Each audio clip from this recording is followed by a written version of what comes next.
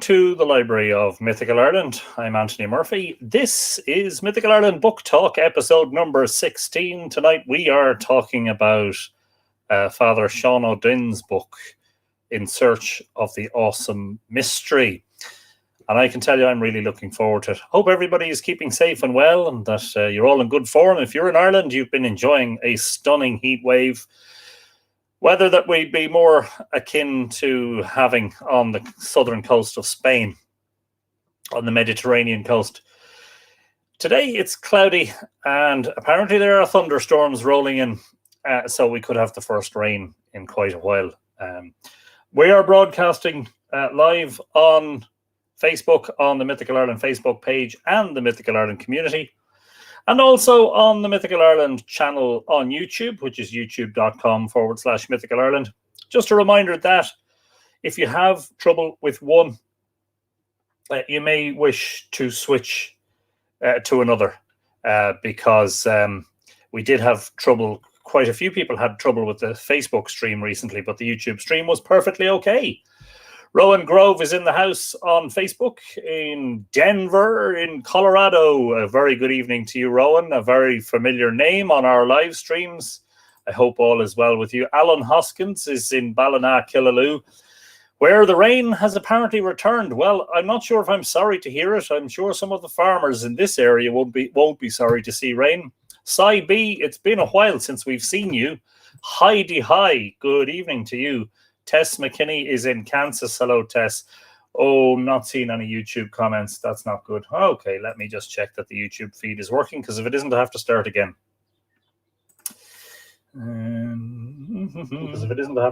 Oh, there you go. It is working. Fine. Just nobody's commented on YouTube so far. Tess McKinney is in Kansas. Good evening, Tess. Good afternoon to you. Hope you are well. Good to see you. Oh, they're flying now. Oh, geez. Hang on now. Slow down. Wait. Daisy Peters is in the house, in the library. Should I say hello, Daisy? Great to see you, as always. Tess McKinney, we said hello to. Louise Sherrill says hi. Jigwich. Louise Falche. Erica Rivertree says Banachty o Louisville, Kentucky. Conos a tatu tome goa. Tome choa agus tosa fein, Erica. Falche. Sláinte. Steve Martinson is saying that it's very hot in the States here today. Well, I think it's a theme. Read something about the very hot temperatures in Canada and Siberia recently, which are not good. I think it was 45 Celsius one day in Canada, and they wouldn't be used to that kind of temperature extreme. Somebody is in Grants Pass, Oregon. That is either Vicky Wallace Southall or another of our regulars who's in Grants Pass. This is a funny one. The Mythical Ireland community comments do not show me who's making the comment. I'll tell you now who it is, and I'll kick myself for forgetting. It's Anne Scott Doherty. Yes, of course. Glad to hear you made it home safely, Anne, and hope you enjoyed your time in Ireland. And hopefully it won't be too long before we see you over here again on the green sod. Mariana Dunn is in a steamy Alexandria, Virginia. Good evening, Mariana. Falche, Gojian Laurelin Shu. Stephen O'Hara says there's no rain yet in Kilkenny, but it's on its way. Sure as hell it's on its way. Yes, indeed. Doris O'Hara is in Heidelberg. Good evening to you, Doris. Welcome along to the live stream. Gary Keogh is also here, the full Irish GK. All good, brilliant stuff. Glad to hear it, Gary. White Bug. A very good but very, very wet evening for the Netherlands. Yes, I have a feeling all that dry, hard ground is just going to make whatever rain we get run off. Hope we don't get flooding. Kimberly Halligan says, I've been absent for a while, but so happy to catch a live talk today. Brilliant stuff. Kimberly, welcome along. It's great to see you in the library. And Archaeoastronomy Database is here. Good to be here. Also, good to have you here. Good. Who's that? Helen Guinan, Your Majesty. It's been a long time since I had to bow on a live stream, but you're welcome, and I hope all is well with you. Vicky Wallace Southall. Speak of, I was going to say speak of the devil. No, that's not quite right. But there's the other Grants Pass Oregonian in the house. Vicky, it's great to see you. And hello to Evan and Chili as well. And I hope everything is good with you. Annette is on the Mythical Ireland community. Good evening, Annette, who's up near the Hill of Tara. Great to see you. And now I've lost my place again. Anne Sieben is also in Denver, where she says it's hot and sunny. Brilliant stuff. Well, we've had a hot and sunny one, so a week or so of it. Inks One is in the house. Hello and welcome. Who else am I missing? Melanie Lynn is there, but I haven't seen your comment here yet. I'll see it in a moment. Patricia McAteer says, hello from Omeath. Glad to hear that the post arrived safely, Patricia. Hope you enjoy that. Burr Whelan is in the house. Hello, Burr. Fáilte. Alan admits that he enjoys the rain. I mean, you know. Oh, yes. I knew there was something I was to say about Vicky. We wish yourself and Ian the very best of luck and hope all goes well. You have our thoughts at all times. Stephen Mercer is in Liverpool, only across the water from us here. Adina Sparks is in the house. Hello, Adina. Nice to see you. Mark Gordon is in Iowa and saying hello while scanning family photos. Sounds brilliant. Sounds fantastic. Sandrine, I have to say bonsoir, mon ami. And Sandrine also says bonsoir to the super tuha.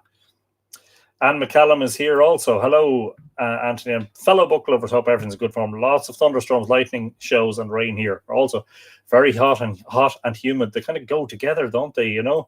Lillian Cruz is here. Scorching winter in Rio. We don't get such thing as scorching winters in Ireland. I can tell you that for nothing. Still hoping for Ireland for next spring, says Rowan. Well, we'll be rolling out the red carpet if that happens. One-Eyed Heathen is in Atlanta. Good evening to you. Good afternoon to all the Georgianians. Is that what you call them? And speaking of states, Chrissy is in Ohio. Hello to all the Ohioans. Good stuff, Irish Technical Thinker. Thank you for that. Michelle Terrell is in the mountains of Colorado. We are overcast for all the fires in the west. Oh dear. It's hard to know what to say, isn't it? Barb Jordan. Did we say hello already, Barb? If we didn't, hello again. If we didn't, hello. And if we did, hello again. Misty and cool tonight in Mull. Where did the sunshine go? I was just thinking that, Mandy. It's very grey here today. Yvette Tillema is in the house. Pardon me. The smoke from the western fires has reached the Adirondack Mountains in the eastern US. I don't know how to pronounce that name. I hope I have it right. Naomi Serafina, Sláinte, Banachti, Oriv Golair, she says, to all of the Tua. Who is awaiting the rain? Annette is awaiting the rain. Maybe Tara needs a good wetting, a good soaking, does it, Annette? Mercia Ruan says, hello from Norfolk in Virginia, where it's warm but comfortable. Always good to be comfortable. Tom King says hello to Anthony and all the mighty to great to be among friends once again. Another week rolls by and it's story time. I know, where's it all going? Hard to believe it's late July and we'll soon be into Lunasa time. Nikita says that the grass has turned yellow here in Duleek. Yes, indeed. Have you found any monuments during the hot weather? No is the quick answer, actually, but I haven't been flying that much apart from a couple of regular flights over the archaeological dig here close to us. Kathleen Glassy is in California. Hello, Kathleen. Welcome along. Helena Breen says, good evening, Fáilte. Helena, welcome along. Yes, indeed, we will save you a place by the fire, Vicky, to gather round in community. Sandrine is saying hello to everyone. And Melanie, yes, I see your name now, Melanie. I wasn't seeing it on the Mythical Ireland community. I'm not sure why that happens, but anyway. Mary McGee is in Donegal. Bowen monograph arrived today. Can't wait to start it tonight. Bed early with a good book. You couldn't beat it. Well, let's hope you still think that after you read it. Charlene Ramos says hello from Canada. That's who that is there. Hello, Charlene. Welcome along. Janet Moran says hello to everybody. Hello, Janet. Welcome to the library. Nuala Doyle is here. Hello. Hello, Nuala. Fáilte. Oh my God, this is great. Nice gathering tonight.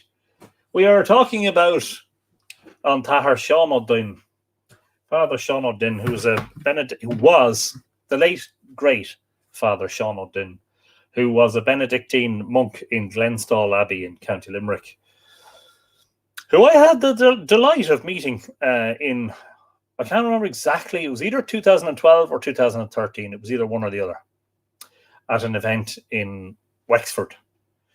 And knowing that he and I both spoke together at a public event in Wexford. And knowing that he was going to be there, I brought my copy of In Search of the Awesome Mystery, Lore of Megalithic, Celtic and Christian Ireland, which he duly signed for me, to Anthony Le Gach Javane Seán Ó Duinn, with every blessing. And I'm so glad I did that now, and that I thought of doing it, because the poor man has gone to his eternal reward now, and it left behind a very impressive body of work. And I know some of you are going to be thinking, undoubtedly, Susan Scott is here from Connecticut. Hello, Susan. And Movanwe Millward is here as well. Made it on time. Yes, indeed, you did. You snuck in the door just on time. Catherine Woodruff is in central Wisconsin. Hello, Catherine. Good to see you again. One of the things that people might say is, hang on a second, he's a Christian monk or a priest? What's he doing writing about Celtic mythology and Irish myths and folklore and stories?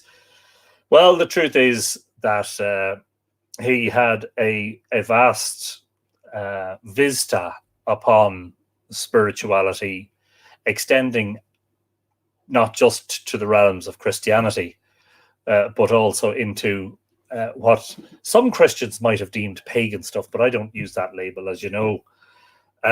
He has several books. I actually have another of his books, which we might, the one about the three sisters, which we might do in another episode.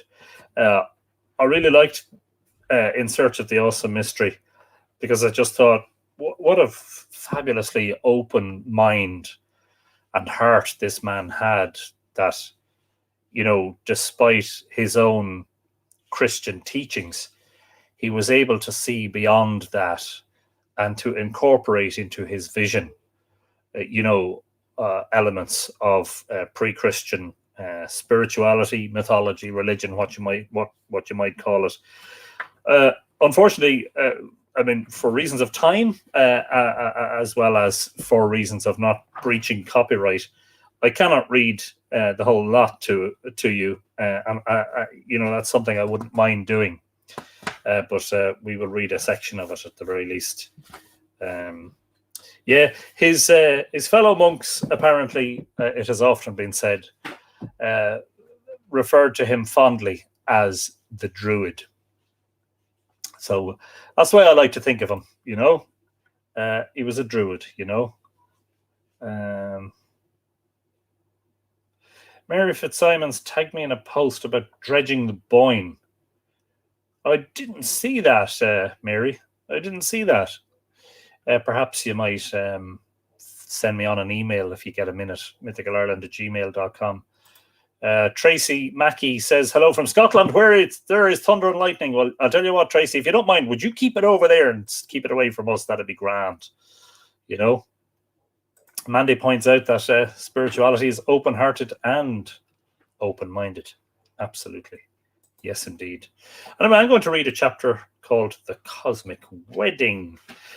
So I suppose it probably wouldn't do us any harm to read what it says on the back cover, first of all, which is a masterly overview of the stories, places, images, traditions, and continuing practices spanning religious living in Ireland from the earliest times. It contains explorations of the early megalithic sites like Brunabonia, the enchanted lake of Loch Gur, midsummer fires at St. John's Eve, and fascinating insights into the mindset and attitudes of the people of Ireland from long before Celtic spirituality came on the scene until the present day, where remnants and survivals of those earlier times can still be discerned among younger people. And here are the chapter titles. The first chapter is called God the Awesome. I'm just going to silence the phone, which I forgot to do. We don't want to be interrupted. Chapter 2 is The Death and Rebirth of the Corn. Writes Dale. Chapter 4 is Loch Gur, Enchanted Lake. Chapter 5 is Midsummer Fires on St. John's Eve. Chapter 6 is The Mystery of Fire and Water. Chapter 7 is The Tradition of the Three Sisters. 8, The Age of the Megaliths. 9, Man and Nature. 10, The Cosmic Wedding. 11, Brunabonia and the Ancestors. The Constellation. 13, Psychomachia, Spiritual War. 14, The Defense Prayer Tradition. 15, Ancient Religion. 16, A Guided Tour of the... This was published in 2011, first published anyway, in 2011 by the Columba Press in Stillorgan Industrial Park in Blackrock in Dublin. And that's what the 2011 edition looked like. I'm not sure if it has been reprinted since, to be honest. I'm very glad to have a first edition and signed by the author, no less. Laura Inky Fingers is here. Waiting for the snowbirds, military jets information. That sounds fantastic. What a backdrop to listening to book talk. Chapter 11. Ooh! Yeah, who knows? Maybe...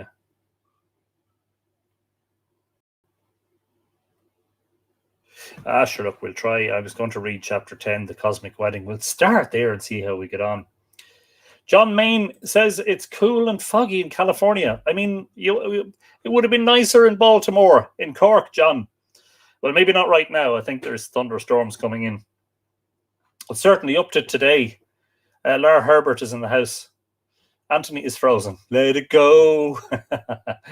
I hope that's only a problem on your side, Lara, not on mine. We had all sorts of problems on a recent live stream. Anyway, I'll get on with it. The Cosmic Wedding. The issues raised by Newgrange are of the deepest kind and have been expressed with great intensity by different scholars. And here comes a quote from another work. Originally, comedy was the ritual of life directed to making the crops grow and produce providential abundance. Tragedy was the ritual of death and decay, alike in nature and in human existence. Taken together, they portray the passage from life through death to life in greater abundance, be it in the processes of vegetation or in the earthly pilgrimage of man.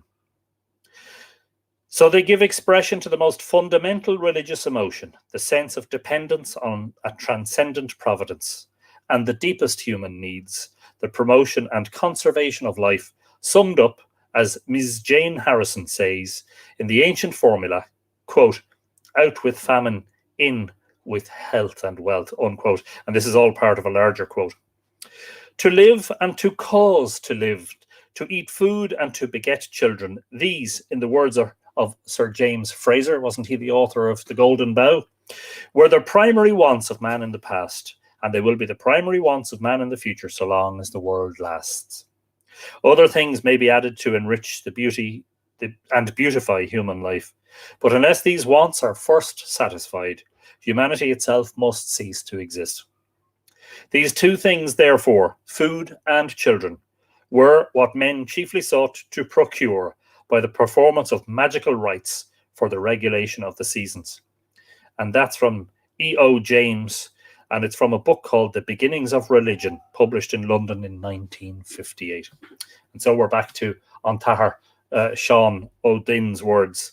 If we picture a 21st century man sitting by the fireside, surrounded by his wife and children, having eaten a substantial supper, and then picture a megalithic man sitting by the fireside, surrounded by his wife and children, having eaten a substantial supper, we can say that there is fundamentally little difference between them. They are both happy men, as well they might be, considering that both have the two basic requirements: food by which the individual lives and children by which the community lives.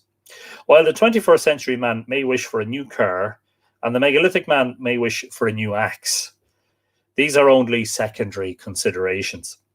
So that the archaic monuments and rituals of ancient people must be considered in terms of the continuity of life And when it comes to the elemental things, modern man and archaic man are not so far apart. Taking the idea of the continuation of life as a basic philosophy of the earliest period of mankind, we can see the area of Brú na Bóinne as a wooded area upon which no monuments have yet appeared.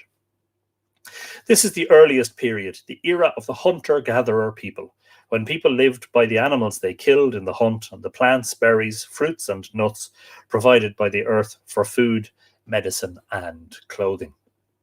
Some would say that from the religious point of view, the relationship between man and the deity, that this was the golden age in which mankind saw itself as utterly dependent on nature, the great Earth Mother who supplied all their basic necessities. It was obvious that it was the female who produced offspring, who contributed directly to the continuation of life. The earth, too, was obviously female. It produced the grass for the cattle, plants and fruits, and later corn for man. Early man must have been dumbfounded by the awesome power of the female. Then the era of the hunter-gatherer was gradually superseded by the discovery of cereals and the domestication of animals, cattle, sheep, pigs, goats. This was an enormous step forward, although some would say it was a step backward, for it gave people a certain independence from nature. Food production could be organized and food stored, and a more sedentary form of life introduced. This was the period of the megaliths, when humans were getting more control over nature, and the role of the male was better understood in the cycle of production. The food surplus that emerged from the new agricultural way of life allowed leisure for the undertaking of massive construction projects such as those in the Boyne Valley at Nowth, Newgrange and Douth, and others on a lesser scale throughout the country. As already discussed, the building of these enormous mounds demanded immense motivation, labour, knowledge and organisation. Did I see Astro Gypsy in the house? Neil Hughes is there as well. No Brown Zone, Neil, and I hope Mary is there, and I hope you're enjoying yourselves. Did I see? Did I? I thought I saw somebody saying hello to Astro Gypsy. If you're there, Astro Gypsy, hello. Oh, there he is, I think. Hot and humid in Indiana in the USA. It seems to be a theme. It's hot and humid everywhere at the moment. There is little doubt but that it was all connected to the fertility of the land, of animals, of humans, to ensure that the seasons of the year came and went in their due order, and with them the correct changes in vegetation to ensure an abundant harvest. I do apologise. Oh, I'm sorry. And the arrangement of animal husbandry. Open that window more. The buaille of Irish tradition may go back a long time before the Celts. That is the custom of taking the cows up to the hills for summer grazing at Bealtaine, 1st of May, and bringing them down to the sheltered areas at Samhain on the 1st of November.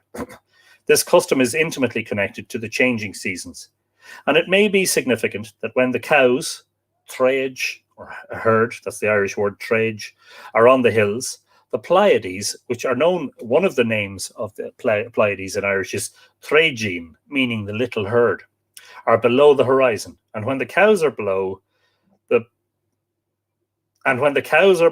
Pleiades are visible in the sky. So what he's saying is, when the cows were up on the boolies on the summer pasture, the Pleiades were beneath the horizon. But when the Pleiades were up in the sky, the cows were down from the boolies on their winter pasture. This is the type of cosmic arrangement one expects to find in the megalithic period. In short, what is involved in the megaliths is the principle of the continuation of life, the flow of life, like a great river meandering on and on forever and ever, like the Boyne itself, the bow fin, the white cow, like the Egyptian cow goddess Hathor, the symbol of enduring life. One wonders if the common depiction of the meander and chevrons in the art of the Boyne Valley, so like the patterns of the rippling river itself, are not symbolic of the flow of life. Is that the great and universal message of Brú na Bóinne for us today? The value of life? Interesting question. One way of looking at the Great Mound of Newgrange is to envision it as a theatre. I have to say hello to Omar, we love mythology too. Omar, you're very welcome to Live Irish. Can I say Live Irish Myths? No, this is in fact Mythical Ireland Book Talk. Close, says you, but not quite. A theatre especially designed for the annual performance of a great drama, the sacred marriage of the sky god with the earth mother at the winter solstice. As in the case of other megalithic monuments throughout the country, Newgrange can be seen as gynecomorphic, woman-shaped, in a highly stylized form to emphasize the maternal organs, vagina, womb, belly. As in the case of very ancient statuettes of the mother goddess, the principle of pars pro toto, a part for the whole, is involved. In other words, head and limbs are omitted or downgraded, so that all the emphasis is on the reproductive organs. And these statuettes, such as the Venus of Willendorf, circa 30,000 BC, and the Venus of Lausel, circa 15,000 BC, show that this principle was known from the most remote period. And he quotes Pollack, or he footnotes Pollack, The Body of the Goddess, London 2003. Thank you, Omar. Glad you're enjoying the readings. Isn't this incredible that this is actually coming from the pen of, a Catholic, a male Catholic priest or monk, Desiree is... this is Desiree. I know her name is not showing up on the feed, but so great to see you, Desiree. Hello, welcome back to the land of the living, as it were. You're not out in no man's land anymore. How wonderful to see you again and to have you join us. Rose Corraine is in the house. Hello, Rose. Welcome along. Get a comfortable seat if there are any left. Yes. It's on the way in. Oh God, yes, Peter. I hope it skirts around us. The rain that's inevitably on its way. E.C. Krupp, that is Dr. Ed Krupp, he's one of the principal astronomers of in the States, who I had the pleasure of meeting at the Boyne Valley Revision conference back in 2009. There you go. He was one of my guests. E.C. Krupp sees the Newgrange phenomenon of the winter solstice firstly as the renewal of the life of vegetation at the turning of the sun. And here's a quote from Krupp. Winter is the death of the earth, but when the sun changes course at winter solstice, death is on the way out and making room for the springtime revival that always emerges from the body of Mother Earth, In that sense, the year is reborn at winter solstice, and the day is certainly reborn at sunrise. When the sun comes up in front of Newgrange, it pumps life back into the tomb, as if it were fertilizing Mother Earth. And that's from Skywatchers, Shamans and Kings, New York, 1997. E.C. Krupp. Attention has been drawn to the Banish Ree. Woman sleeping of the king is literally what it means, but you could take it as being Hyros Gamos, the sacred wedding, the sacred matrimony of king and Mother Earth. In its later Irish form, by the great Celtic scholar, Professor Prunchas McConagh, who was our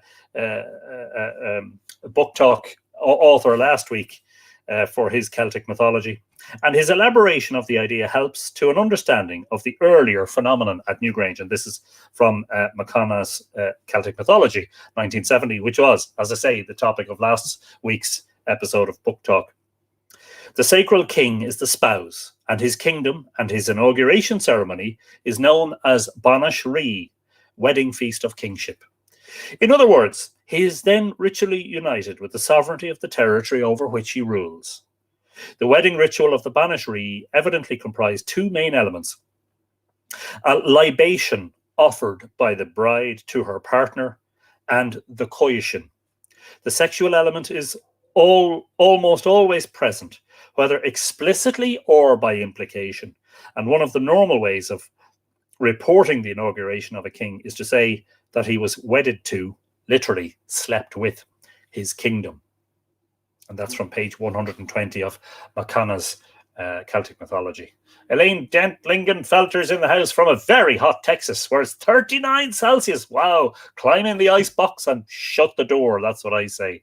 Don't spend too long in there. That's the only thing. Desiree is having trouble with internet. I mean, I don't know. We're going to, at some point, maybe we'll be able to go over there, and maybe I'll bring a case of books over and we can do an episode from there. So you won't have to worry about internet. How does that sound? In short, the territorial goddess Maeve, the intoxicating one, of the province of Connacht, or Mór Muan of Munster, for instance, handed a goblet of liquor to the candidate for kingship and then had sex with him. The goddess was represented by the queen, or perhaps by a druidess. The transforming effect of the banishry on both the hero and the goddess is clearly expressed in the ancient story Achtra mac Achi Mugmudon, which tells of the 5 sons of King Yoche. This is the story of Niall kissing the hag, one of my favourite stories from Irish mythology, principally because I had a dream in which I kissed a hag, and it reminded me so much of what happened with Niall. They are out hunting and get very thirsty. Each of the sons sets out in turn to get some water.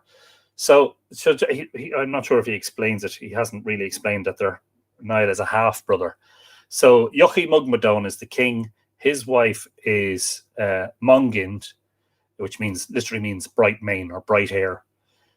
And he has 4 sons. They have 4 sons together. Anthony, come on. Fergus, Fiachra, Brian, and Ailil. But then Yochi takes upon himself a concubine. He has an affair with another woman whose name is Karen. And Karen is pregnant on what would turn out to be Niall. And yes, the rest, as I say, is history. Perhaps he does repeat this. Maybe he doesn't. So maybe it's fitting just to fill in the detail that Mungind arranges for Karen to do all the hard labour around Tara, including the drawing of water and the cutting down of trees and such things, in the hope that she would miscarry, because she feels immediately threatened, because her sons are sons of the king and they're in line for kingship if and when Yochi Mugmadone eventually, as they say, pops his clogs, passes on, skips off this mortal coil. And she had every right to be protective of her sons and jealous of the concubine. Well, that's a natural thing anyway. When one's partner goes and sleeps with somebody else, that is not generally conducive to good matrimonial harmony. Anyway, they're out hunting and get very thirsty. So this is the 5 brothers, that Fergus, Fiachra, Brian, Ailil, and of course Niall. But Niall is really a half brother, but we don't have to, we don't have to go into that level of detail throughout. Each of the sons sets out in turn to get some water, but the well is guarded by Cailleach an Tubber, literally the hag of the well, an ugly, emaciated hag who will only give them water on the condition that they kiss her.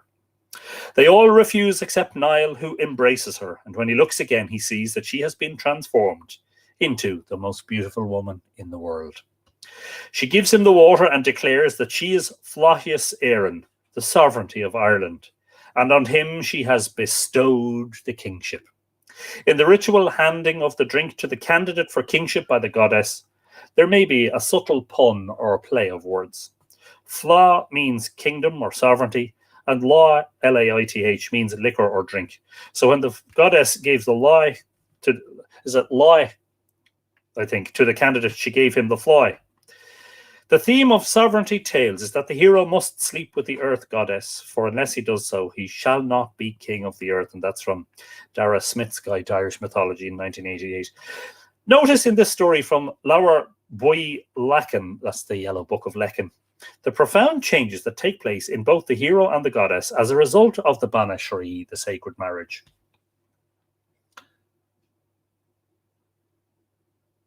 Am I missing any import?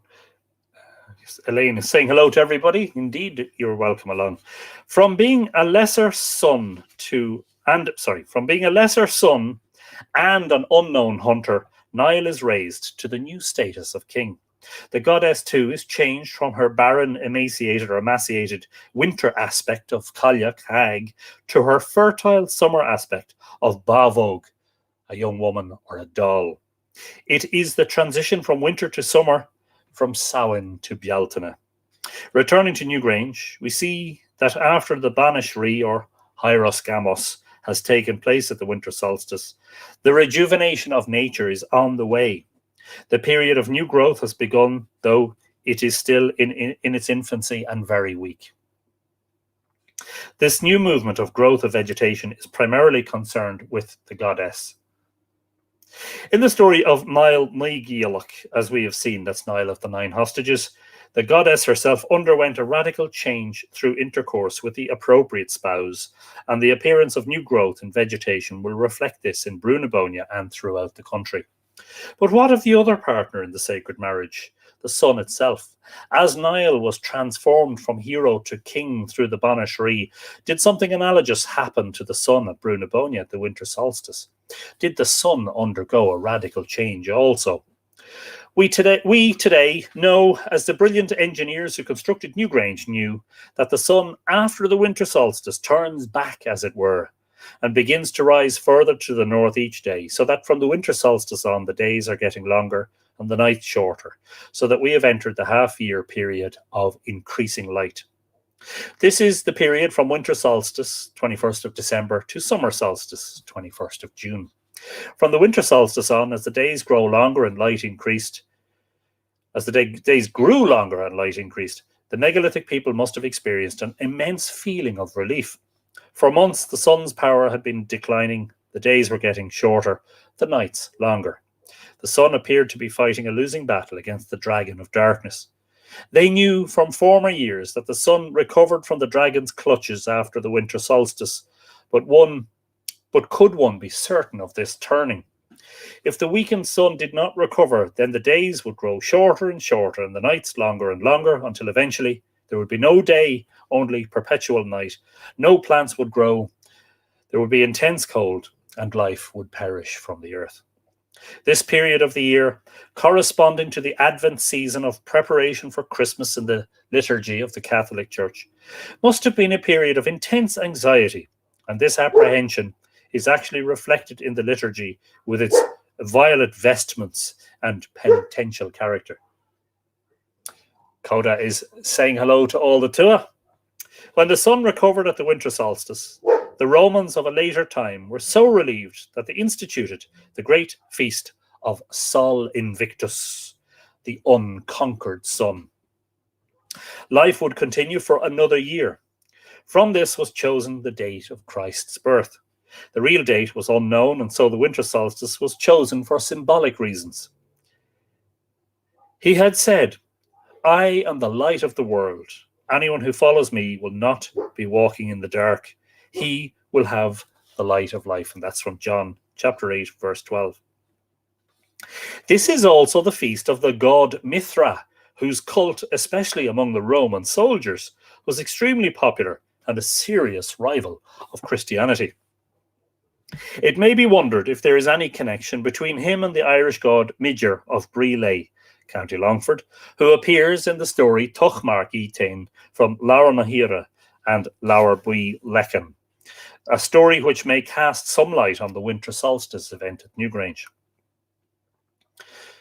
Although this mysteriously haunting Celtic tale comes from a period about 4,000 years after the foundation of Newgrange, could it be that some long-lasting folk memory endured to give a clue as to what was happening at Brunabonia? Yes, indeed, Father Odin, I completely agree with you.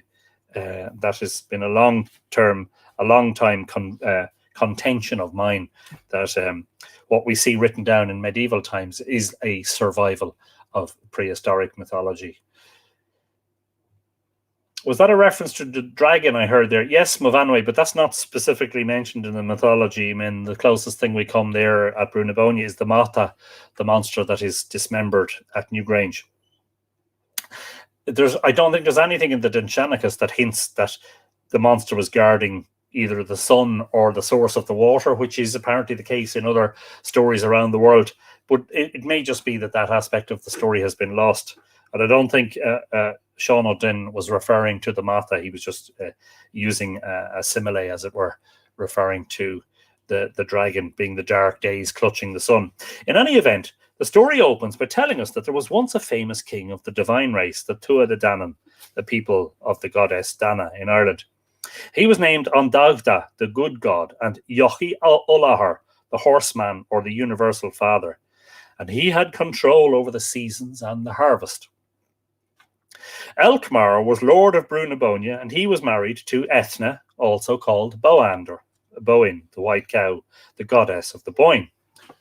Reference Mythical Ireland monograph number 2, just published recently and making its way around the world to all of those who pre-ordered it.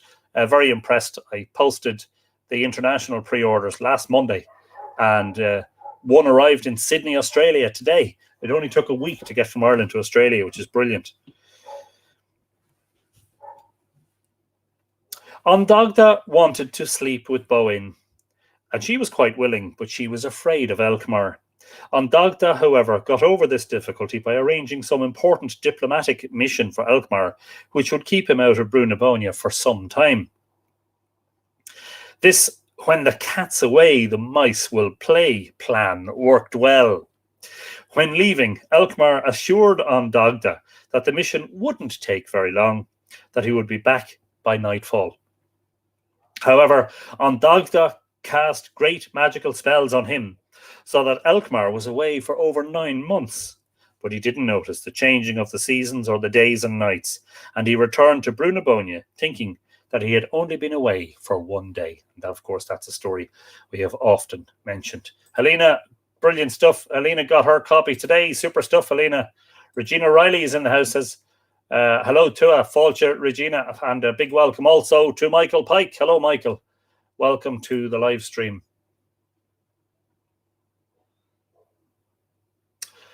Oh, Desiree's having internet problems. Look, well, hopefully you'll be able to catch it on video. We'll say hello anyway, from all of us to you, Desiree. Good to see you. Meanwhile, in Elkmar's absence, Ondagda slept with Boin, and she produced a son whom they called Aengus. By the time Elkmar had returned, she had fully recovered, so that he had no idea that she had slept with Ondagda. The child Aengus had been given to the god Midger of Bríle to be fostered by him. Aengus was called Onmach Og, the young son, for his mother had said, in reference to Elkmar's belief, young is the son who was conceived at the beginning of the day and born between that and the evening of the same day. Something like that, is it? Young is the son who is conceived at dawn and born before dusk. That's a summary of it. He is also known as Aengus Og. According to the Dinshanicus, and I think you'll find this in the chapter about Dagda Boin and Aengus in the Boin monograph, Aengus was her one valour, Aen Gus, which is apparently where the name Aengus came from. That's how the Dinshanicus explains it anyway. Because of his associations with Brunabonia, Aengus was known as Aengus an Bhróa, literally Aengus of the Brew, and he probably corresponds to Mabon of Wales and British Maponos, who was identified with classical Apollo, the sun god. The name Aengus means something like unique vigour, and he stands for the concept of youth. Later in the story Tuchmarc Etain, Midger of Bríle fosters Aengus Og for 9 years. Pardon me. I really do apologise. Too much hard work and not enough play these days. That's my problem. Aengus is a champion hurler and leader of the group of boys in fosterage. He eventually finds out that his real father is Ondagda, who instructs him by means of a complicated legal trick involving nights and days how to take over Brunabonia from Elkmar, who is given Cletchach on the Boyne in exchange. In another version, it is Ondagda himself that Aengus replaces. Fascinating stuff. It will be noticed, however, that in the story of Aengus Og, 3 elements are prominent: youth, replacement of one character by another, and day and night as a significant unit. Strangely, in the tale Altran Chia Gávetar, which we had 2 episodes on of Live Irish Myths, it is Aengus, also at the prompting of the sea god Manannán mac Lir, who reluctantly banishes Elkmar from Brunabonia. In this case, it is not days and nights that is involved, but a powerful banishing spell or exorcism, which, according to Manannán, was employed by God to drive the rebellious angels out of heaven. Then it was employed by the Tuatha Dé Danann to drive out the Firbolg from their territories, and after that employed by Clan Vila, the Milesians, to drive out the Tuatha De Danann themselves. And now it is being employed to expel Elkmar from Brúnabonia. When Elkmar had been expelled, the stewardship of Brúnabonia was given to Dichu. He's the steward of Siad and Broga. This idea of the replacement of the old by the new is a recurring theme in these stories connected with Aengus Og and Brúnabonia, and it is likely that they have a calendrical significance. I mean, you're beginning to see a picture, aren't you, of this man who was, as I say, a Catholic monk who had such an extraordinary insight into some of the ancient pre-Christian tales of Ireland. This megalithic sanctuary is where the action takes place, although it is the Celtic gods and goddesses on Dagda, Bowen, Ethna, Midger, Elkmar who are involved. Even this looks like a replacement in which gods of the Celts occupy a sacred site erected by the megalithic people thousands of years before the Celts arrived. Oh, I need to go to sleep. And intended for their own religious rites. I have to apologize. I really am sorry for the yawning. However, considering Newgrange as the stylized body of the goddess of fertility and taking into account the enormous prestige of the goddess among Irish Celts, whether she is known as the Mór Riagan or the Morrigan, the Great Queen, Éire, Banva, Fola, Cailleach, Vera, Bui, Bow, Dana, or more localized names, which many women bear today, such as Maeve, Even, Aoibhinn. I know there are different spellings of that. Avon, Una, Cleana, Anya, Durin, Ethna, and others. The religious differences between the two cultures may not have been so great. The Celts would probably have placed greater emphasis on male gods. Nevertheless, the king, representing the male god, was only the consort of the goddess of the land, as was dramatically expressed in the rite of the Banish Ree. Had the megalithic monuments become disused by the time the Celts arrived around 500 BC? Had the megalithic people themselves become extinct by that late period? If not, had the Celts intermarried with them? What language did the megalithic people speak? If intermarriage took place, what effect had it on the linguistic, religious, and social affairs of the dominant Celts? The rationale of even simple, well-known customs often remain obscure. The Ban Rua, or red-haired woman, is believed to bring bad luck to the Connemara fisherman if he meets her on his way to work. He may as well turn back, as he will catch nothing that day. What should this be? Why should this be? Could it be that the Celtic aristocrats in Gaul, France, who were supposed to be red-haired, were feared by the megalithic or Bronze Age people? Could the Ban Rua have represented the conquering race? Good questions.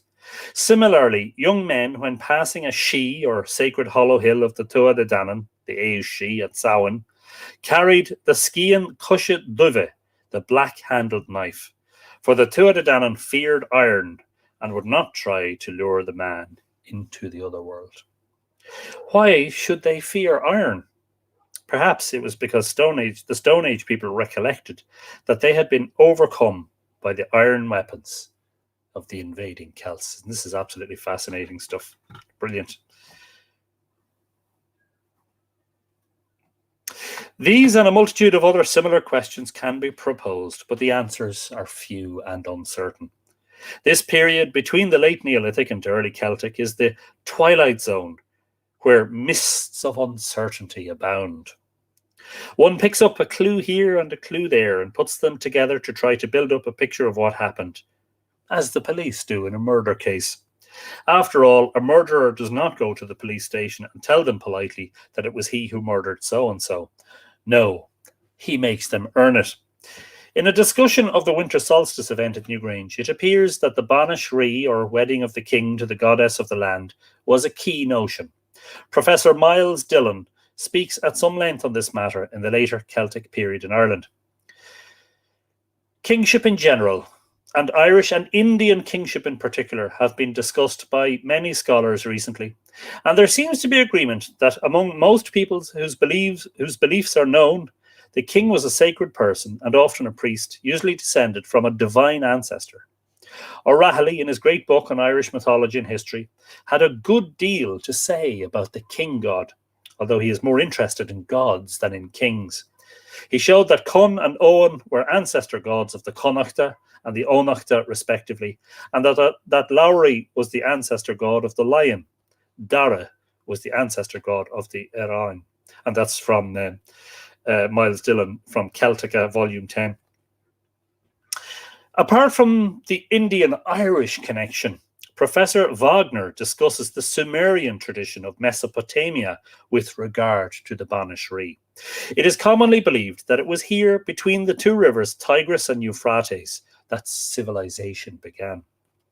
Our inquiry leads to the conclusion that the Banfesh Ree, or the Banish Ree, woman sleeping of the king, rite depicted in Irish literature, derives from the Istar Tammuz rite practiced in Mesopotamia and in other parts of the Mediterranean world since at least the middle of the 3rd millennium BC. Eastern religion could have reached the Celtic world either from the southwest, Massilia, or from the southeast via Asia Minor and Thrace.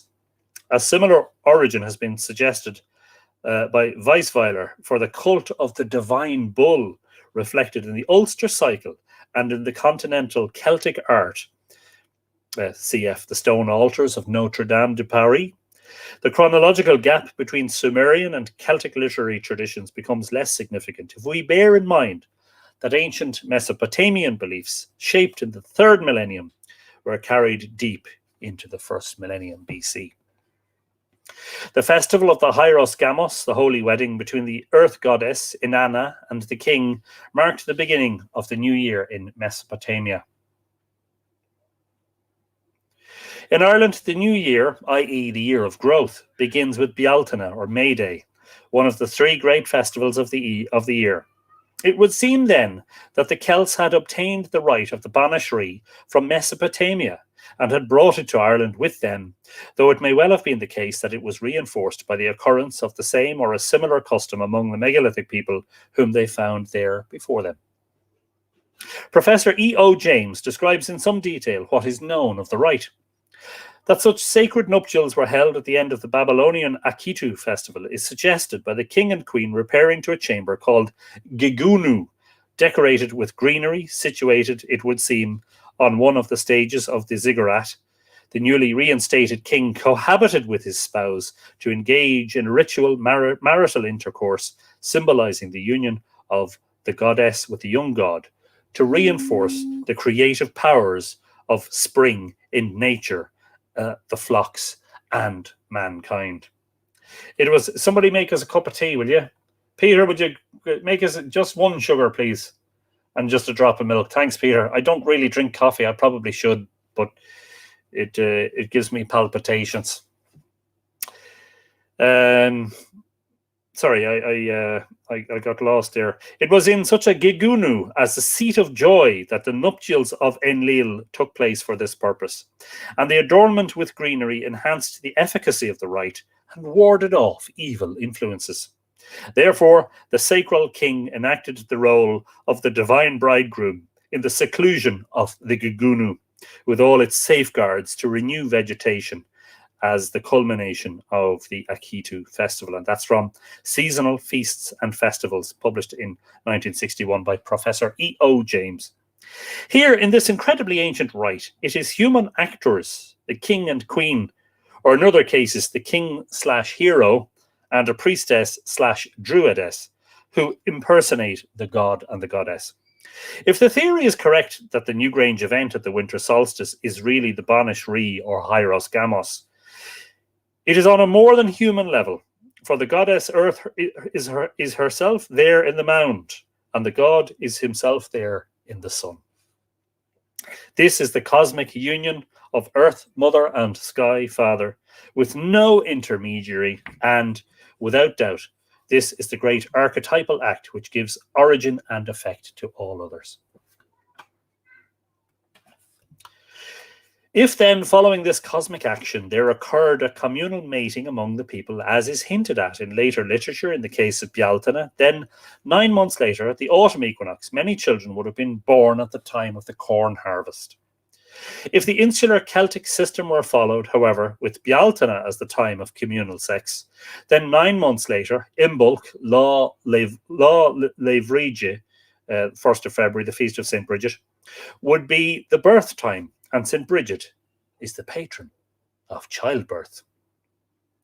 Her fame was so great that, according to tradition, she was transported by angels to Palestine to assist the Virgin Mary herself with the birth of Christ.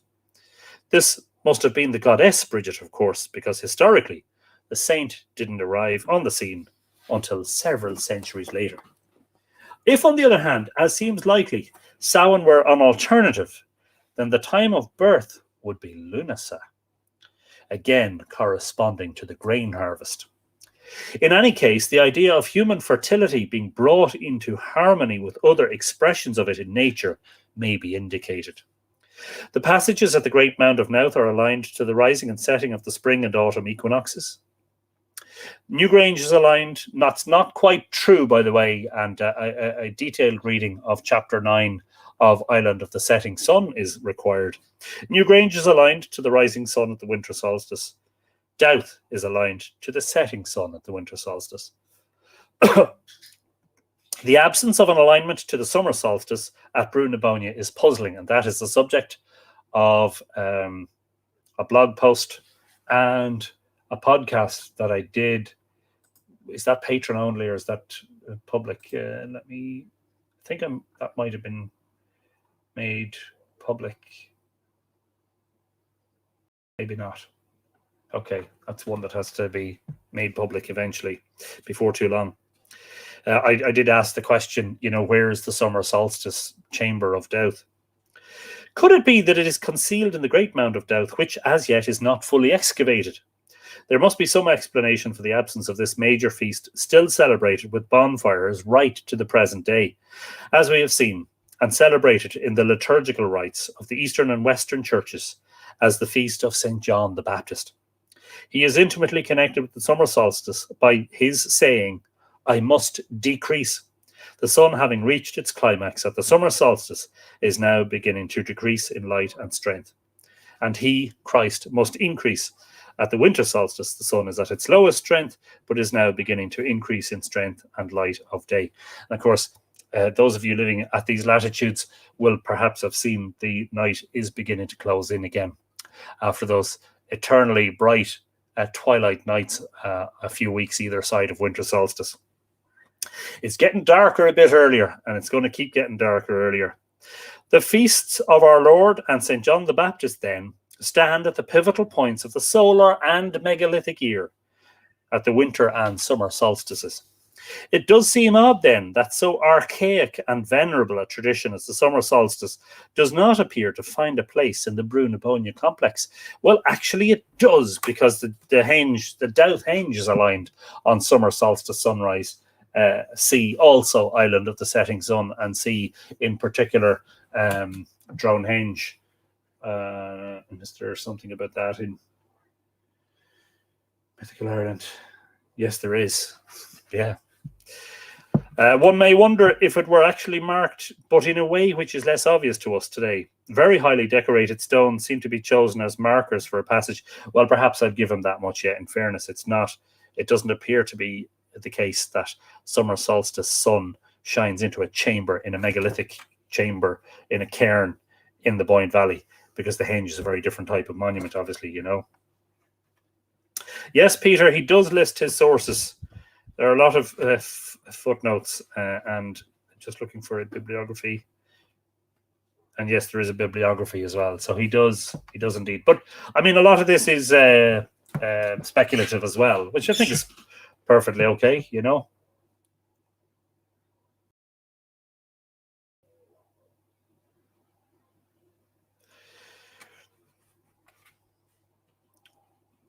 Very highly decorated stones seem to be chosen as markers for a passage, and a fine example of this is, of course, the magnificently carved entrance stone at Newgrange, K1 itself, leading into the passageway to the central chamber. Straight across the mound from this is the highly decorated curbstone K52. However, when this area was excavated, no passageway was discovered. This is at the northwest of the mound. Not far from this, on the northeast side, is another highly decorated curbstone with its double spiral or S spiral engraving, that's K67. Unfortunately, most of the great monoliths of the stone circle surrounding the mound have disappeared. The two decorated curbstones mentioned seem to occupy a place close to the position of the rising and setting sun of the summer solstice. If the great monoliths of the circle had been preserved, is it possible that two of them could have thrown shadows onto these engraved stones at the summer solstice? No doubt these possibilities have been considered already by professional archaeologists employing compasses and computers, or theodolites, to recreate Brunabonia of 5,000 years ago. But this alluringly magnificent site is in no hurry to reveal all its mysteries. It certainly is not.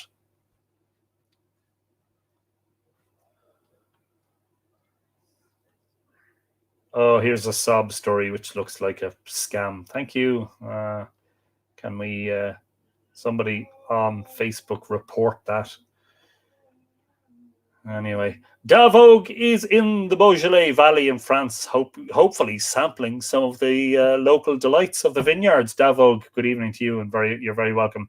So if somebody can report Javier de Paris's comment, it appears to be spam of an unwanted nature.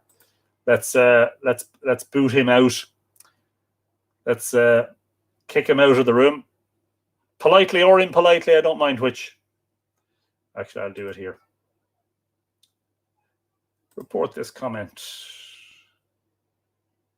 Spam. Submit. Thank you. Ban Javier. Yes. There you go. He's banned. Yes. I did it all while live streaming. Good stuff. He won't be troubling us again. I hope not anyway. Where am I? It would be fulfilling, however, if the whole calendar were included in Brunabonia.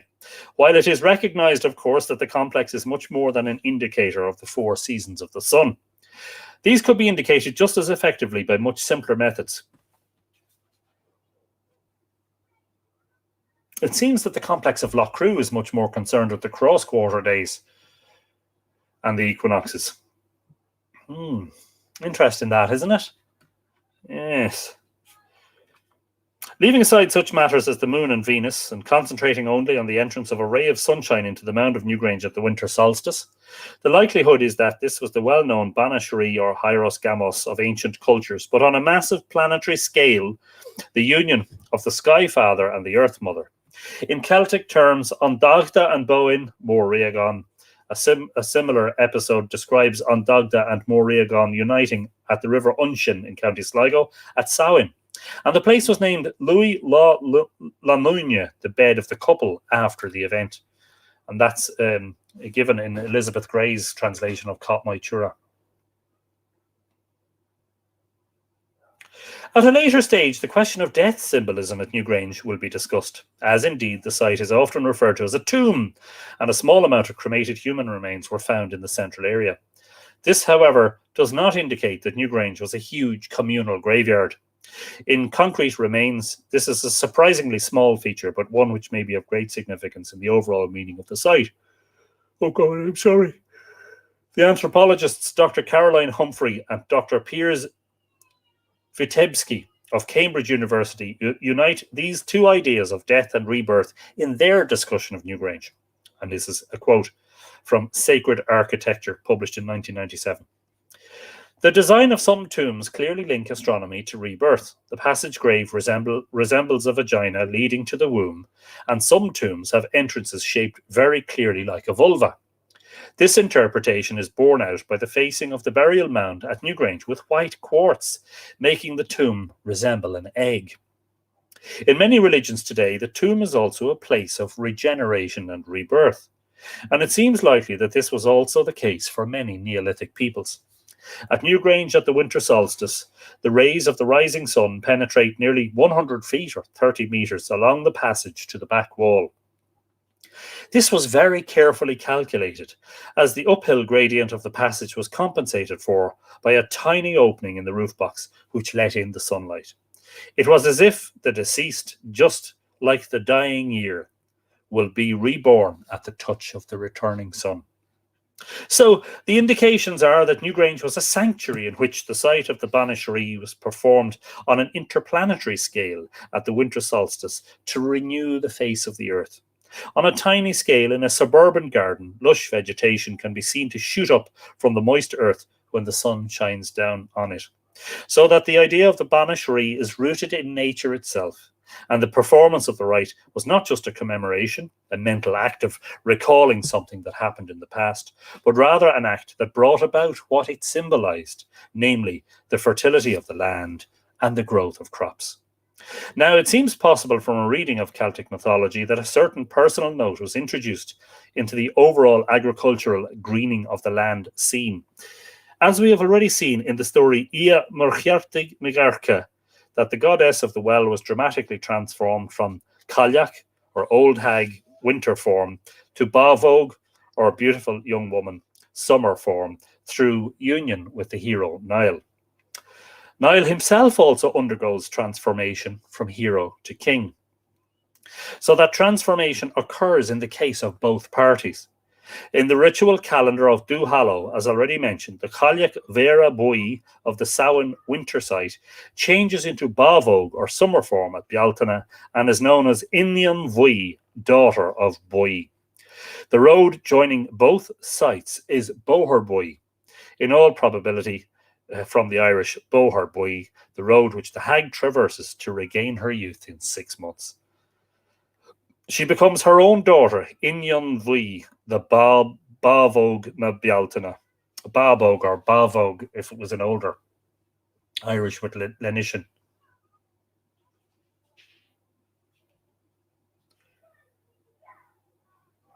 Innion Bui is regarded as one of the 3 great saints of Duhallow, and large crowds of pilgrims flock to her holy well at Drum Tarav at the beginning of May, Bealtaine. Now that's interesting. Drum Tarav means the Ridge of the Bull.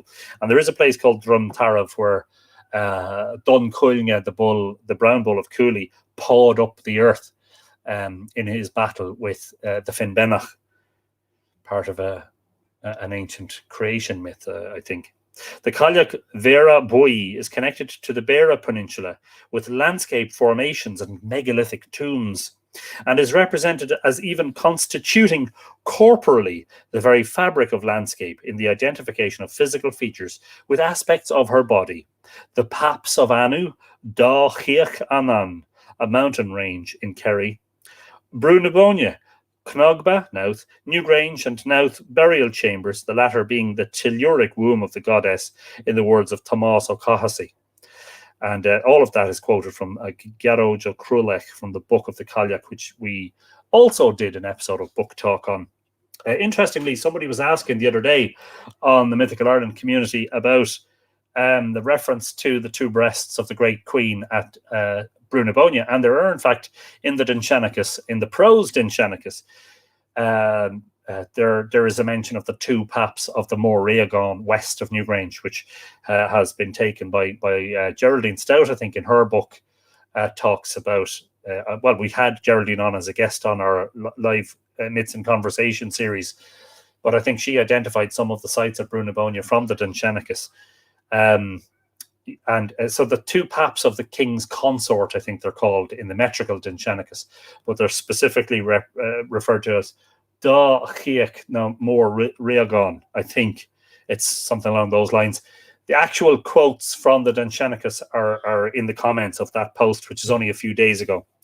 After the winter solstice, in other words, you know, that perhaps Newgrange was seen as her belly, and the 2 mounds to the west were seen as her breasts.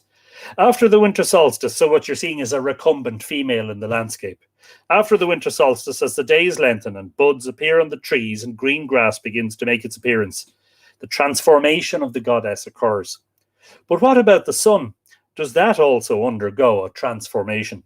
Of course it does, and it is more immediately observable than in the case of the Earth Mother, though it does take some time to realize fully that there is a lengthening of the days, as it takes some time to realize after summer solstice that there's a shortening of the days, but it's definitely coming in. It is here that we are reminded of the strange episode in Tuchmark Etain already mentioned, in the incident of Aengus Og being conceived and born in one day. Could this be a folk memory or an ancient interpretation of the winter solstice, going back to a remote period parallel to the folk memory of the local farmers of Brunabonia regarding the entrance of the sunlight into the mound at a certain day of year? Again, very sapient questions. If the winter solstice is the shortest day of the year, then theoretically the next day, 22nd of December, although this is not quite accurate because they do change, of course, will be the turning point. The sun will rise a little further to the north so that this day will be a little longer than yesterday and the sun has recovered. Actually, what happens is that the sun, from the point of view of a human observer, the sun appears to stand still for 3 days. There are 3 days upon which its movement is undetectable to the human eye. So it'd be more like the 23rd or 24th before you see any movement, and sure, the day would only be maybe a few seconds longer.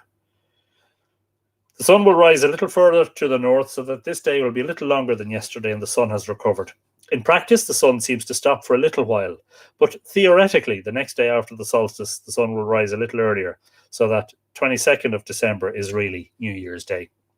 Could it be that it is this phenomenon that is expressed in the Tuchmark Etain story, and that the sacred mound of Newgrange is personified as Bowen, Ethna, Morrigan, or Morrigan, while the sun is personified as Ondagda? In human terms, if the theory is correct, the visitors to Newgrange at the winter solstice come to attend the wedding of Ondagda and Bowen. In discussing the ancient rite of Androlin, hunting the wren, we have seen the division of the year into two halves, from the winter solstice to the summer solstice, provided over by the Robin King, and from the summer solstice to the winter solstice, presided over by the Wren King. A similar arrangement is the Celtic system of the dark half of the year from Samhain to Bealtaine, and the bright half from Bealtaine to Samhain. This system of dividing the year into two halves, presided over by two different personalities, must have been well known and widespread in antiquity, since it left its mark on the ordering of the Christian liturgical calendar at the beginning of Christianity. Here, the feast of the birth of St. John the Baptist is assigned to the summer solstice, and the feast of the birth of Christ to the winter solstice. Could it be then that a half-year unit was part of an ancient tradition, and that it sprang naturally enough from the solstices which so accurately divided the year into two equal halves? Very good question. To return then to Tuchmark Etain and Ondagda.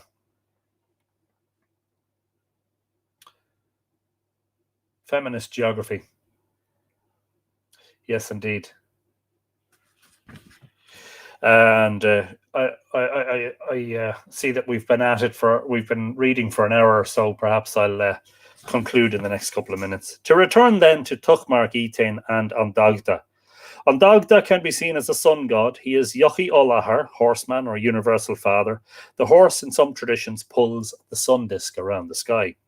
He is Rua Rohasa, Lord of Great Knowledge. See the Finn Macul, the Finn and the Salmon of Knowledge monograph for more details on that and its meaning. And indeed, someone who looks down from the sky and watches the antics of the human race would be expected to be a being of great knowledge. He is Jaragdark, red eye or red sight, the sun. He drags around a huge club with wheels to facilitate the transport, as with a modern suitcase. By striking somebody with one end of the club, he kills him, and by striking the dead man with the other end of the club, he brings him back to life. Perhaps this symbolizes the deadly power of the sun around the summer solstice, and the dog days, which destroy vegetation, and then the gentle weepy sun, which revives and nurtures it. Taking into account the two great divine characters associated with Brunabonia, Ondagda and his son Aengus Og, or Mach Og, we examine for a moment how it would be possible to relate them to the progress of the sun around the earth in the course of a year. However, as autumn and winter approached, it became increasingly clear that the days were actually getting shorter and the nights longer. And as already said, people became anxious as to the future of the sun. If the sun continued to lose energy, would it eventually be swallowed up by the great dragon of darkness and shine no more, bringing death and destruction to the world? The liturgy of Advent, although serving a different purpose, preparation for the coming of Christ at Christmas, may echo the anxiety of this winter period and introduce the element of Christian hope. Some random texts may illustrate the idea. See, what is that Catholic rite? Tenebrum, is it? Anybody familiar with that? Where gradually, one by one, the candles are blown out until the place is in complete darkness. And then there's some sort of a tremendous noise made.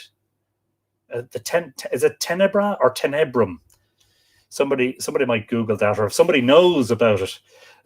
That's at Christmas. That's in Advent, isn't it? Or is it Easter? No, that's Easter, isn't it? That's Easter. Yeah, that's an Easter one. There you go. The liturgy of Advent, although serving may echo the anxiety of this winter period and introduce the element of Christian hope. Some random texts may illustrate this idea. See, the King, the Lord of the world will come. He will free us from the yoke of our bondage, and all mankind shall see the salvation of God. The Lord is my light and my help. Whom shall I fear? Behold, our Lord will come with power and will enlighten the eyes of his servants. Easter, more of a Latin service. Easter, yes, indeed. But it is, it's a Catholic rite, isn't it? Or is it, yeah, I'm not entirely sure, to be honest. There you go. He has rejoiced as a man to run the course. His going out is from the end of the heaven, and his circuit even to its end. The most remarkable of these texts is the O antiphon for the 21st of December, the winter solstice. The O antiphons are short texts based on the Bible, which form part of the office of Vespers, or evening prayer, in the Roman Rite from 17th to 23rd of December. As an example, I give here the O antiphon for the 23rd of December. Tenebrae, yes, more of a Latin service, very Catholic. Yes, indeed. Thank you for all the responses, folks. That's great. O Emmanuel, our King and Lawgiver, the expected one of the nations and their Saviour, come to save us, O Lord our God. Here and in the other antiphons, there is a clear calling on God to come and save people who are engulfed in some kind of trouble from which they cannot escape, without the intervention of an outside agent. The origin of these antiphons is so obscure, but they are thought to be Galician and to be about 1,000 years old.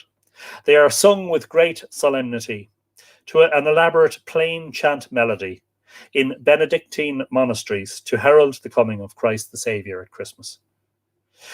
They may to some extent retain echoes of the Roman Saturnalia. The year ended as the modern year ends, with a great holiday of peace and goodwill. Indeed, the customs of Christians are directly derived from the ancient festival of the Saturnalia, originally confined to 17th of December, but later extending over several days. And that's from Ogilvy, The Romans and Their Gods, London, 1986. Ogilvy goes on to describe the parties. Ogilvy, is it? How do I pronounce that? Ogilvy, I think it might be. It goes on to describe the parties, presents, paper hats, and mock kings, which perhaps echoes the idea of a change of kings at the winter solstice. The O antiphon for 21st of December, although it is now sung at Vespers in the evening rather than in the morning, bears an uncanny echo of the Newgrange scene at the winter solstice. O oriens splendor lucis aeternae et sol justitiae, veni et illumina sedentes in tenebris et umbra mortis. Umbra is shadow. The umbra is the shadow of the moon, the shadow of the earth on the moon during an eclipse. Tenebris is the darkening, which we were just mentioning, the tenebrae. And the translation is, O dawn of the east, brightness of everlasting light, and sun of justice, come and enlighten those that sit in darkness and the shadow of death. Sedentes, sedentary, sedente, sitting. sedentes in tenebris, sitting in darkness, et umbra mortis, and in the shadow of death. Not bad for a guy who didn't learn Latin at school, huh? O Oriens may be interpreted in this context as referring to Christ, who is like the rising sun at dawn, bringing light into the darkness of the night. I am the light of the world. Anyone who follows me will not be walking in the dark. He will have the light of life. John chapter 8, verse 12. In the phrase, brightness of everlasting light and sun of justice, we see the preoccupation with the idea of light and Christ as revealing the divine, everlasting light/life of God. As the sun is the greatest source of light of which we have knowledge, the comparison to the sun is natural. Sun of justice may refer to Matthew 5:45. He, God, causes his sun to rise on bad men as well as good, so that the idea of harmony is presented. The phrase, come and enlighten those who sit in darkness and in the shadow of death, has precedence in other parts of Scripture. St. Luke's Gospel sees John the Baptist as a prophet who will prepare the way for the coming of Christ.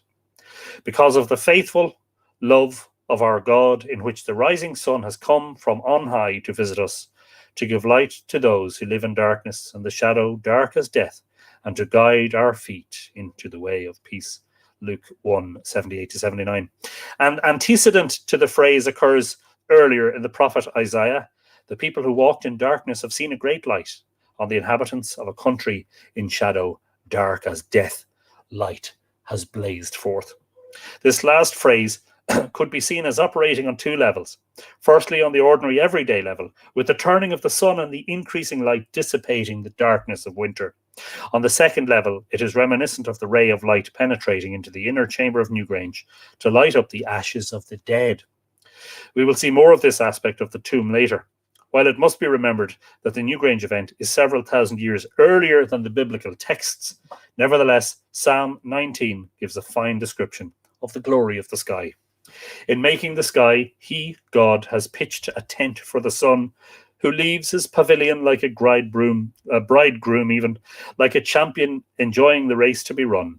Rising on the one horizon, he runs his arc to the other, and nothing can escape his heat. Similarly, with the well-known antiphon of Advent, Rorate caeli desuper et nubes pluant justum, aperiatur terra et germinet. Is it germinet? I'm thinking French, so don't think germinet. Germinet salvatorum. Let the clouds rain down the just one, and the earth bring forth as Saviour. Here, in this obvious reference to the mystery of the incarnation, the sky and the earth are the polarities mentioned. The remarkable O antiphons are now sung at Vespers in the evening. In many churches, however, they were sung in the morning at the Office of Lauds to accompany the Benedictus Canticle, which speaks of St. John the Baptist as coming to prepare the way of the Lord. All this takes place on the last days before the winter solstice, and the people call on the promised Saviour to come and set them free with a mixture of anxiety and confidence. These may well reflect the emotions of ancient peoples as they waited expectantly for the turning of the sun at the winter solstice, counting the days, as it were. Fascinating stuff, and as I say, a really wide vista into, how the interrelationship and the similarities and the correlations between what is most definitely pre-Christian, or one might refer to it as pagan mythology, and scripture. Fascinating stuff. They're talking motorbikes now, and people are starting to leave anyway, which is normally a sign that you've sort of spoken for long enough and it's time to just wrap it up and and get out of here. But thanks anyway for joining us. I think it would be worthwhile doing another chapter, because the next chapter is also about Brunabonia, and I think it would be very interesting for us. And Tom King reminds us that light goes on at the forge. Old evenings are on the turn. Yes, indeed they are, Tom. But it's lovely to see that light, and especially that light of the forge that gives off that lovely heat, you know. It's almost solstice-like. It's almost like, you know, crouching in the darkness of the chamber of Sheed and Broga, waiting for the solstice sun. Anyway, don't forget that if you would like to support Mythical Ireland, as always, you can do so a number of ways. You can support the Patreon address, which is here. There you go. Patreon.com/Mythical Ireland. Or you could support me by trying to acquire some of my work. As previously mentioned, there are now 2 monographs in the monograph series. The monograph series began with just one, and it wasn't quite as just one, even the first one. Finn and the Salmon of Knowledge, Mythology, Toponymy, and Cosmology. And actually that discussion of Dagda being on Rua Roasa is interesting in light of the fact that it's mentioned in the Finn monograph and the very recently published Bowen monograph, which is called The Goddess of the River Boyne and the Milky Way, Bowen, of course, and which is slightly bigger than the Finn monograph. I can post those worldwide. They're getting to Australia in a week. Imagine that. And please don't forget Return to Segish if you haven't got a copy. Those who have got it, I think, are enjoying it. First time at Newgrange for who? Open air tour of Newgrange. Yes, they're still not taking people into the chamber. So just in case you're thinking of booking a tour to Newgrange, you cannot at the moment go inside due to the pandemic. But look, that's entirely understandable. The numbers are still going up here, and it's interesting times. It's kind of wary times too, because a lot of the adult population, myself and my wife included, are fully vaccinated. But now the Delta variant seems to be affecting the younger cohort.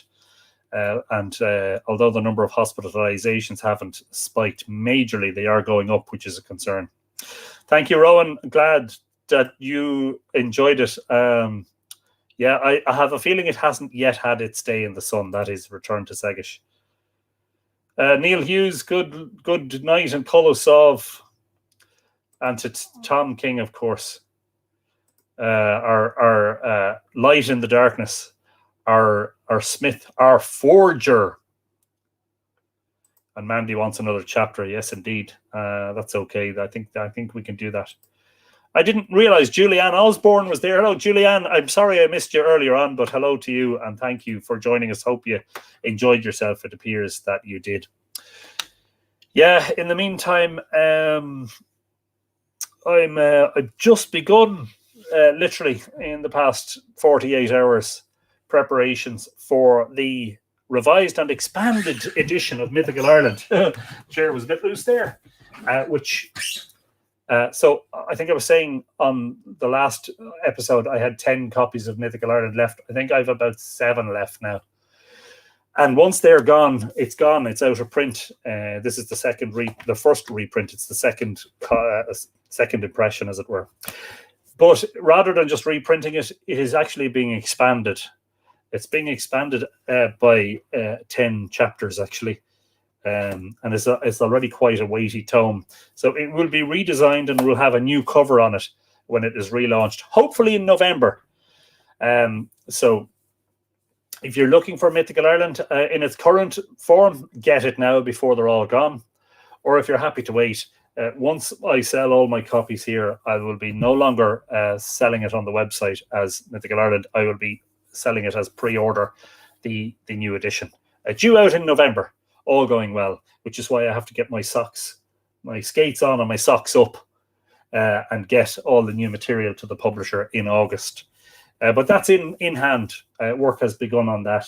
And all other writing activities have ceased for the moment because I was actually writing another book. Anyway, hope you enjoyed yourself. I would love for you to do an audible version of Return to Segish. So would I. In fact, the only reason I haven't done it, Yvette, is I simply haven't had the time. I would need to devote, if I don't go into a recording studio and I do it here, I have to do it in the very late hours of the night or the early hours of the morning, which is the only time you don't get the dogs barking. And, you know, at this time of year, in fairness, people are out having fun on summer evenings and playing music, and dogs are barking and seagulls and birds are making noise. So It's just something I haven't had time to do yet, but I actually do agree that it would be a good idea, and hopefully I'll get round to it before too long. Anyway, that'll be Neil's Christmas present. Do you know what? You won't find Christmas flying around. Take it easy, everybody. Stay safe, keep well. Come back and join us next Monday for the next in the installment. As I'm always saying, it's not beyond the realms of possibility that I will do a live stream somewhere out in the landscape between now and then. But with all the writing activity that's been going on, I haven't been doing so much of that lately, I have to admit. And yes, in the meantime, slán go fóill. Bye for now. Call us solve. If you're going to sleep, have a sound sleep. Ichawa, good night. And always the most important one is to tog go bugay. Take it easy till next time. Good night.